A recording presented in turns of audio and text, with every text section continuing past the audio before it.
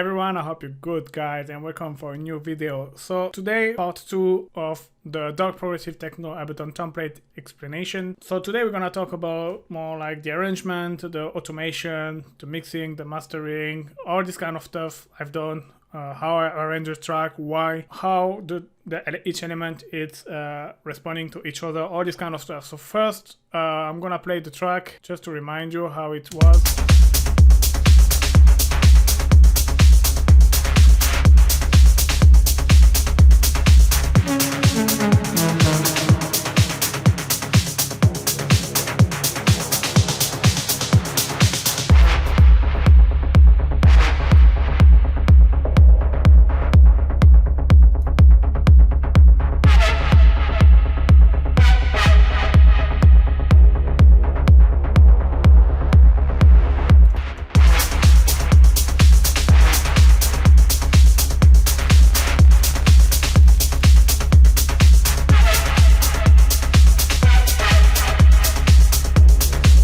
So if you're interested by this template, the link, I will put the link in the description. You can grab it on my website. All right, let's start. So with the arrangement. So the main idea of the arrangement, but yeah, basically you have the intro, the break, and then the mainly displaying during the whole track, and then you have the outro and the final break. And just me, I had a little twist here where I put this kind of verse bridge in the middle, but I will explain to you later why. So that was the main idea of the track.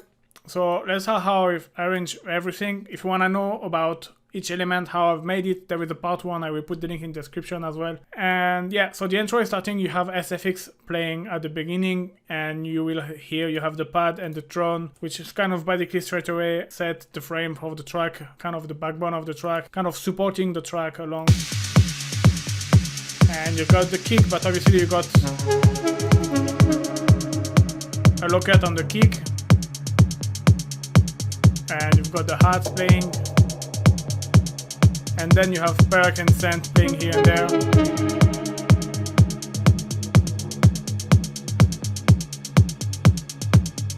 And then I will remove the low cut.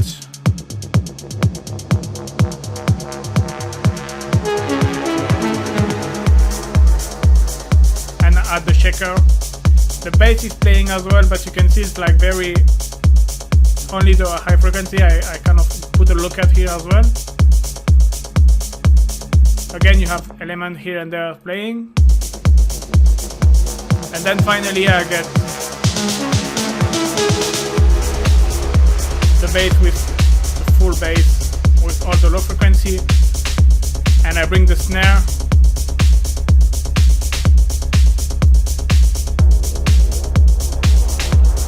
In terms of arrangement, you're gonna find this along the whole track. There is a couple of things. I always like before, so here is a new bar starting. So always at the end of the bar, not always, but most of the time I will put a drum fill, it's like this snare roll. So it varies from one bar to another. It's always at the end of your bar, of the 16th bar most of the time. And I'll put as well this kind of key as well. The point of this key is really to say to the listener like, okay, that's the end of an era and the new one's gonna start. And what's gonna make the listener to know like a new era is coming is this synth brass. So like this, every time you can see I use it as well at the next bar. Every time you hear that, you know that it's the end of something and something new is coming. And that's how I will do it along the track.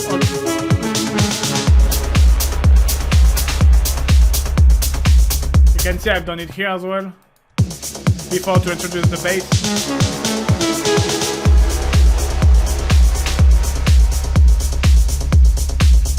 So here I use the key as well, just like from time to time to keep the listener interested as well. But the main purpose, yes, was to help the transition between each 16 bar. Yeah, so sorry. Then we have the snare and everything. I start to introduce the synth plug. You can see the filter start to open. Slowly to open the synth. Let's introduce it. You've got this synth playing. this is kind of here like to fill the blank, always having something going around, you know, like don't having like something too monotonous, too steady, too boring actually. And yeah, so then after again, same snare roll, key and brass, and you get into the break.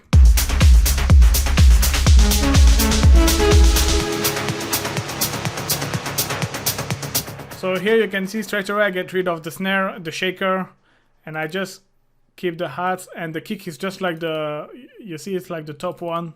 It's like just the click basically.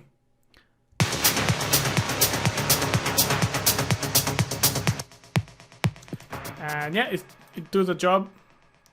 It's kind of avoid to have a too brutal transition. And I still have the bass as well. And then again I will use the key and the send brass to get rid of the bass and the drum.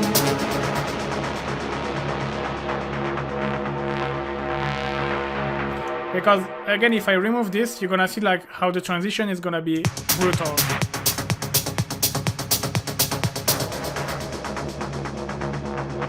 You see it stopped, but you don't really know why it stopped, and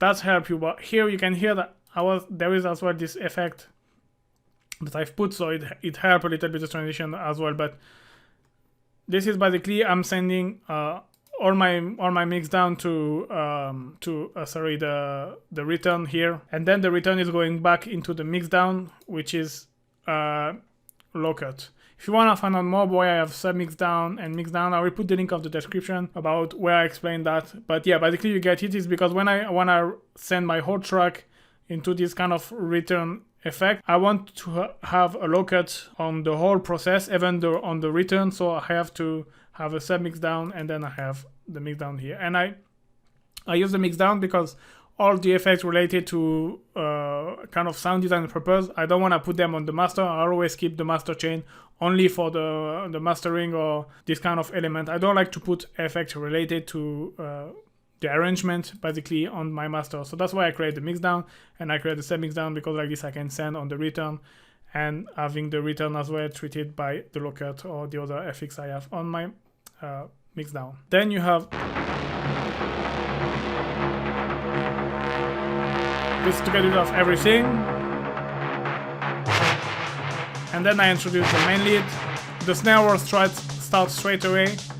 So here I've been for kind of a short break. Usually break are a bit longer in this kind of techno, but I wanted to go for something short. So snare drum is playing, and here I will open the send plug.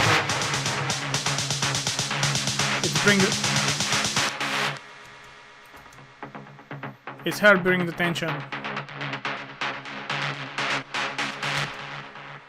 And again I send the whole mix into the return effect. And one thing I've done here, you can see, so the main lead basically, I just played the first part. I didn't play the second part where there is this high note. So like this you keep some surprise for the listener later, because then next time he's gonna expect to hear that. He's not gonna be expecting to hear this high note. Oh, sorry.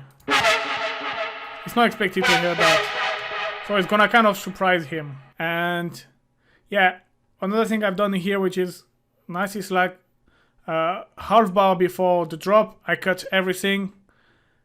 And it's kind of giving this impression a better impact as well for your drop. So let's play.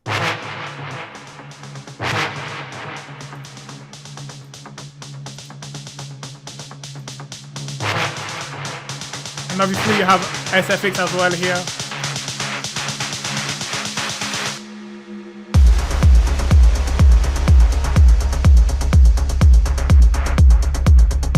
Then you got the drop here. I didn't want it to have the send lead playing straight away, so I get rid of it. I put the send brass obviously for this kind of French horn cinematic effect. The drum are pretty simple, just a close hi-hat. And it's just 8 bar after that I reintroduce the main lead, and they will have the high note, so like this is kind of surprising the listener.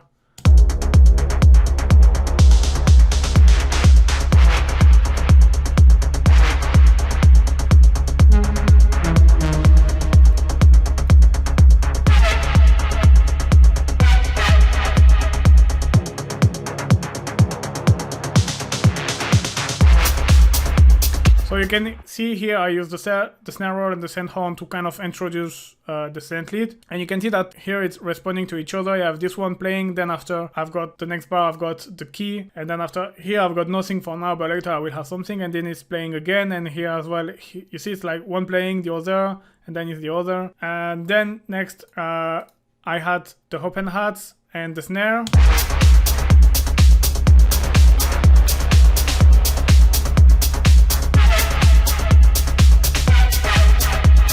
So it's playing like this, and then after I've got a break.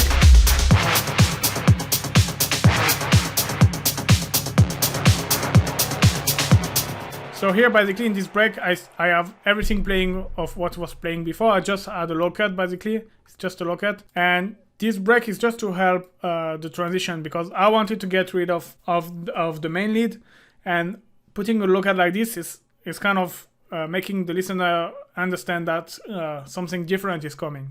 The thing what I've done here is like I then just add some small drums and I get rid of the main lead, and this is like the...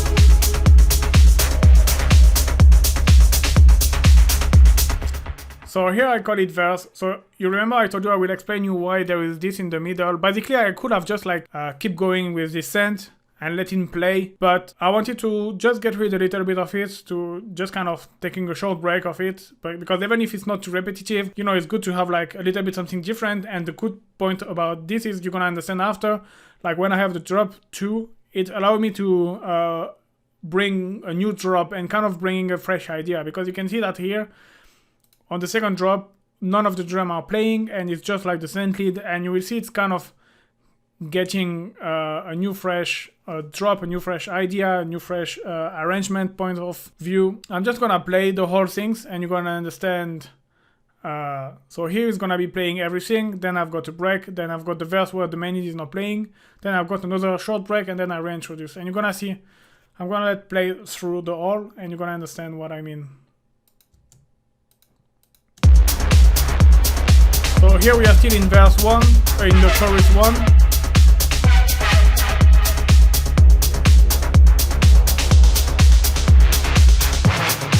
Short break, because I want to get rid of this.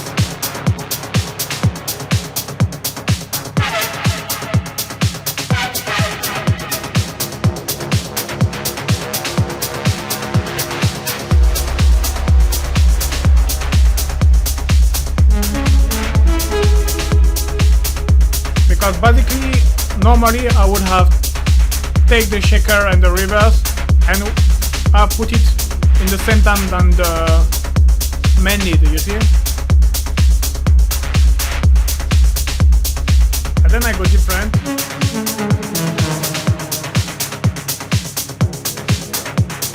And then again.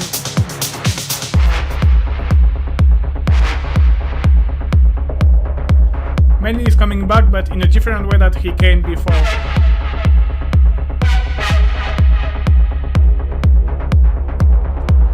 And more like a properly drop, because in the first time, you know, I didn't really drop in the same time with the synth lead. And yeah, so what I was saying is like, I keep the shaker and the reverse snare for this kind of verse. I could have basically add an extra 16 bar there where I would have had the shaker and the snare to have like the shaker and the snare playing in the same time than the main lead. But by doing that, like this, on the next chorus, I will have the shaker and the snare playing in the same time than the main lead, and this is something that didn't happen before in the arrangement. So it's always nice, it's always had variation, kind of, it's not big variation, but you see it's always something kind of new, different than what you already listen. It's not like just a copy from what already happened before, you know what I mean? So I hope you get, it's kind of hard to explain the arrangement idea, but I hope you get it. Because here I could have just shortened the break. I've put a short break there, and then after bring up the shaker and the snare with the main lead again. But yeah, having this break in the middle, it allowed you to restart from 0 and then having a longer arrangement therefore. And again, dropping like the main lead just with the kick, it's something I haven't done in the arrangement before, because there it was on the first drop it was without the main lead. So that's make interesting arrangement and different one, and something is always something new. And here you will have this synth playing, responding to each other. You see, like last time on the previous one, I didn't have this. So here you've got the synth lead, the synth FX, the synth brass, and the synth horn responding to each other. Then the FX, then the high one.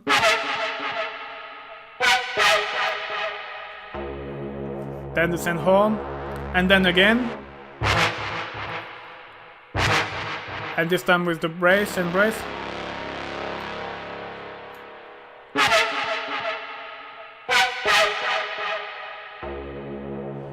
And like this, yeah, it adds variation, it brings something different. The other bar after I bring so the snare and yeah, here I forgot to say, because I had nothing. And then I introduced the open house and the shaker straight away, because I don't want to be my arrangement too long neither, because after you get bored. So you get all the hats coming on that time, and then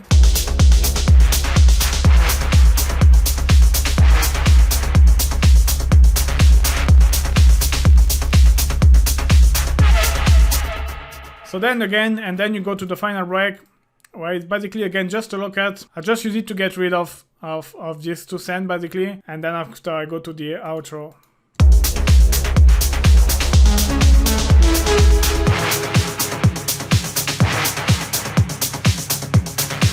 And I get rid of the reverse snare as well.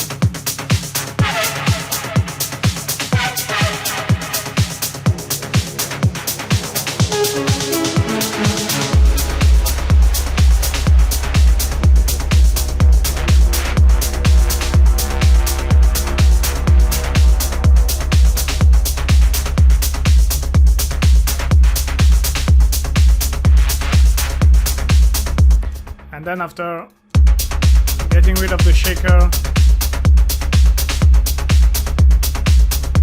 and then after finally just the, like similar to the intro basically, with the lockout,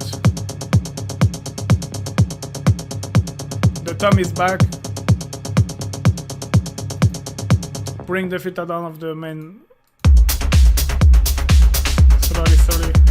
Here it's again, you could be considering like the verse to, like, you see this part is kind of similar to this one.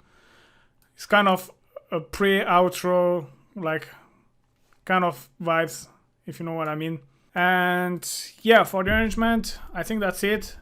Now let's talk about automation. So I really like to always automate kind of stuff to make them less boring, especially like stuff like close hi-hat, that you can see the pattern is pretty straightforward. It's always the same 16 hats. And so what I like to do usually is always automate the GK of my hats. It's just add variation.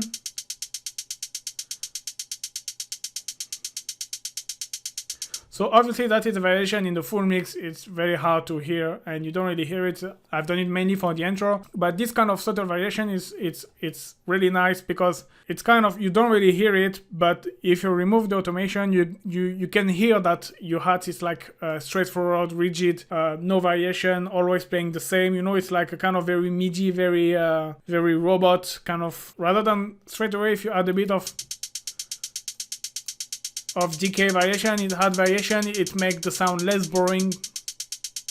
And again, yeah, it's kind of effect that you barely hear it, but if you remove it, you kind of feel like it's something is missing, it's something is different. So that's one thing I like to do, but obviously I don't always use variation this way. Like for example, in the synth plug, as I explained in the previous video, here it's like really the modulation really shape the sound and shape like kind of the sound design of the sound.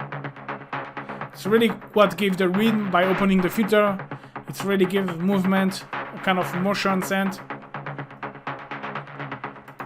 So I've played here as well with the GK, because obviously when you open the filter, if you open the GK, it's kind of accentuating this effect. Wait, it's there.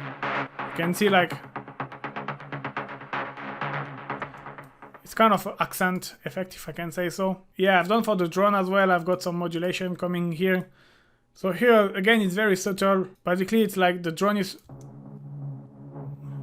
You see, it's just like subtle, but at the beginning, when you don't have that much element, it's what kind of makes the intro less boring. You see?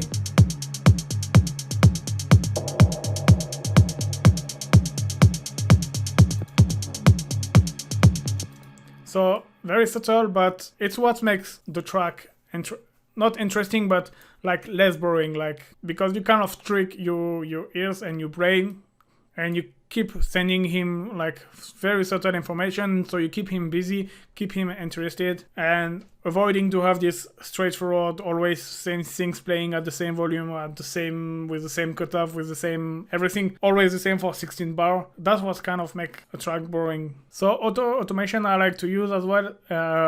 Is playing with the pan, so obviously it depends on the send, but you can see here, I've kind of play a lot with the pan. So here we have this send, which is usually normally this kind of send, and I like when it's like when there is space a little bit between the note to kind of make a kind of ping pong pan effect, like left, right, or going to the left, to the right, and you can see here is what I've done. It's starting on the left, then go a little bit on the right or center, then go back on the left. You can hear it if you have a headphone, you can. And I like to play like this. Obviously, I always change. Sometimes I will do something a bit maybe more linear, like starting on the left, and then go. You see here is more like a left to right movement. It's not like a left, right, left, right. I will always play change. Trying to make each one different, but obviously sometimes I copy paste. That's one thing I've done here as well. And I think I've done the same for the send horn. You've got here, you see it's the same, and same, I try to change it. You see it's always different automation. Here is more like a subtle movement. Here is more like more pronounced.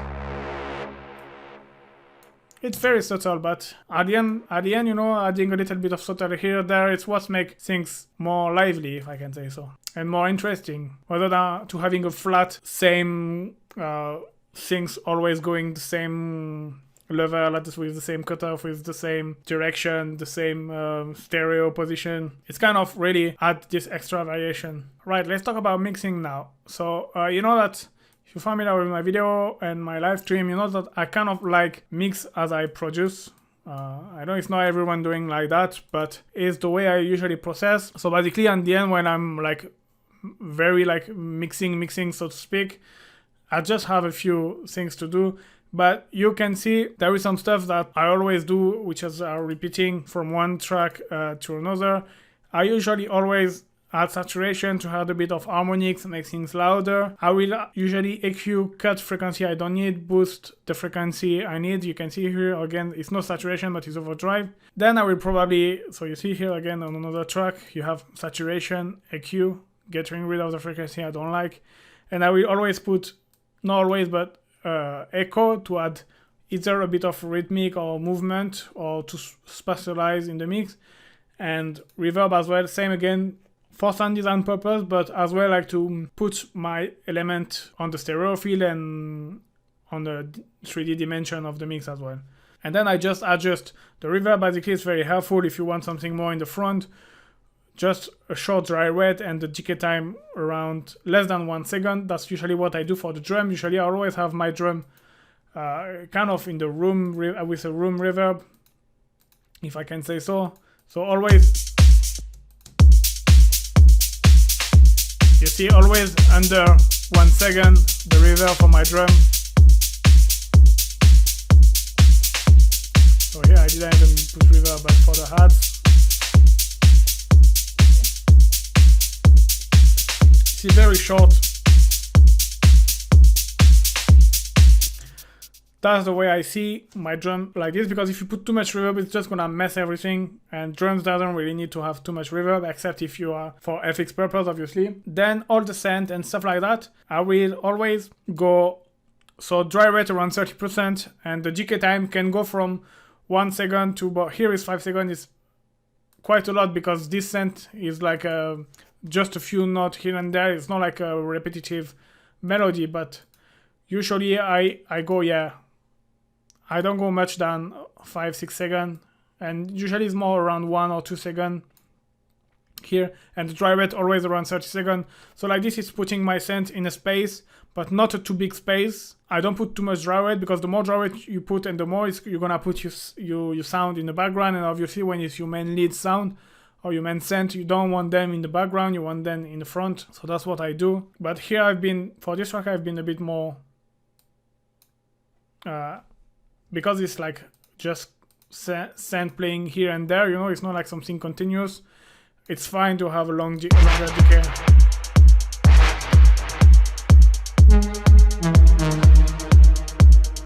Because this way, when the thing is why I've done a long decay time like this, when the note stop playing, you get this nice tail which is still playing after the last note. Yeah, that's what I usually do here. Maybe here on the plug, yeah, you see 1 second. Usually it's between 1 and 2 seconds my main scent, but yeah.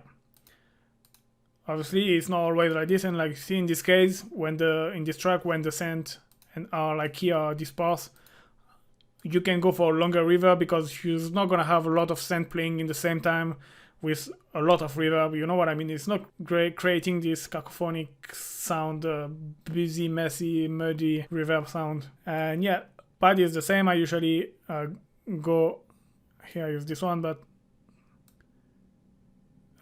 with reverb around 40%. You see, I this to put in the background because I don't want in the front. And yeah, scientific is the same. So yeah, basically that's how I usually approach my mix. All the other kind of effect usually is because if I use chorus, or if I use distortion, pedal distortion, amp distortion, phaser, flanger, this kind of stuff usually is more like sound design purpose. So I will put it and adjust it when I create the sound, basically, and not on the mixing stage, obviously. So yeah, I always try to have every time I add a new element, I try to be like already fitting perfectly the other element. So I kind of mix as I go. I'm not being very like picky and surgical, but I always try to have something clean and straight away every time I add a new element. So that way, you know, I get on the end something clean. I think for the mix, that's it. I can go individually, but it's always the same. EQ, getting rid of the frequency I don't like, boosting the one I want to put in the front. Reverb, distortion. So here I explain you. Here was more for the character of the sound, for the bass. So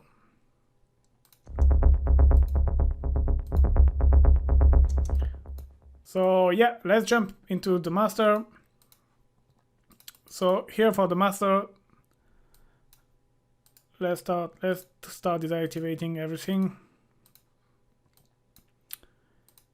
And you can see there is a lot going on, more than what I usually do, but you will see why. So first we have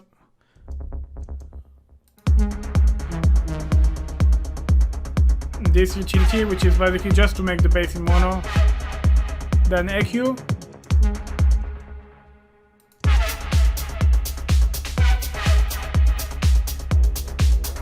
Which is more like a tonal balance EQ. I just get rid of this frequency around here because it was kind of a bit muddy.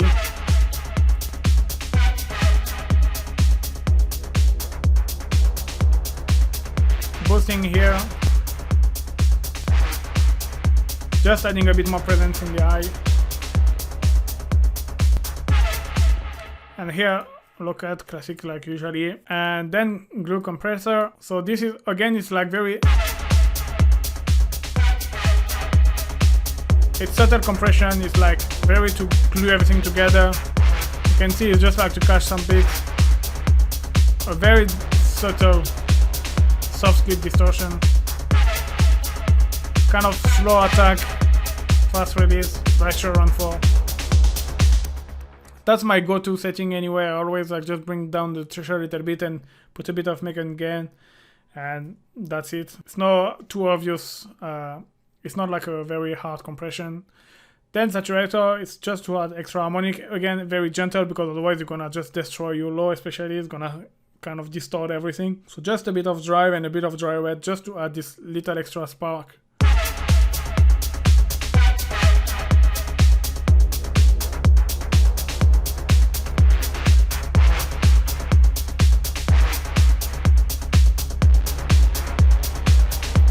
So then I have a, so yeah, this EQ, mid-side EQ, is just adding a bit of stereo to you.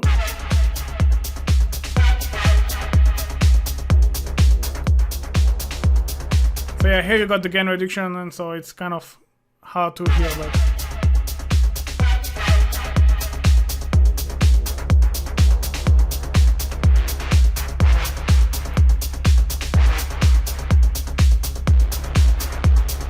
it's very subtle. I put gain reduction because I don't want after to, oh,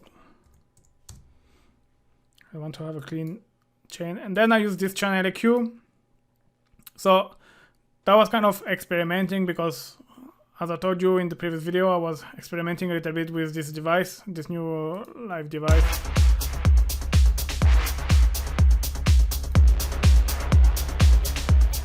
So here again, I put the output -3 because I didn't want it to have a too loud output.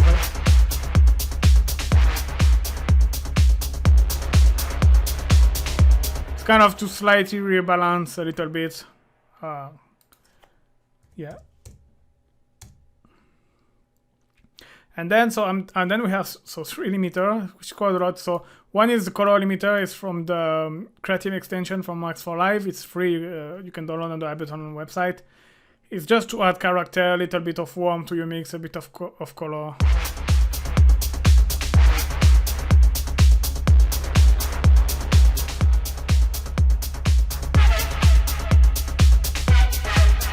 I really like it how it sounded on this track. I don't use all the time, but sometimes it works well. And as you can see, it's very subtle. It's just a little bit of saturation and very gentle. And then it's 2 limit,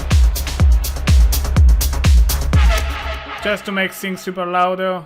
I use 2 because one is like kind of soften the things, and then another one to make things louder, instead of having one just with 7 dB. Yeah, that's it for the mastering, I think. So I hope you like it, guys. If you're interested by the project, you can find the link in the description where you can go and purchase the template if you want to support me. Thank you very much for watching, guys, and see you soon. Bye bye.